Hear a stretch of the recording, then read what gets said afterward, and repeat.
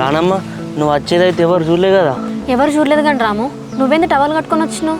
నీకు తెలుసు కదా రానమ్మ, నేను బతుకున్నట్టు మళ్ళీ మీ అన్న వాళ్ళకి తెలిసిన అనుకో ప్రాబ్లం అవుతుంది కదా, అందుకే ఇది కట్టుకొని వచ్చిన అట్లా. సరే రాము, ఇదిగో ఇందులో నీ బట్టలు నీ చెప్పులు ఉన్నాయి, ఫోన్ కూడా ఉంది, ఎవరికి చెప్పక నీ దగ్గర పెట్టుకో ఇది.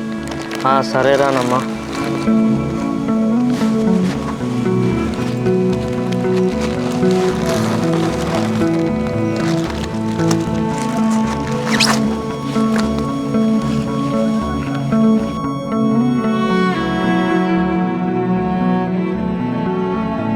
రాము, ఏదేమైనా వాళ్ళ ఇంట్లోకి వెళ్ళిపోదాం. నా ఫ్రెండ్స్కి అయితే చెప్పిన ఇవాళ హైదరాబాద్ వెళ్ళిపోదాం.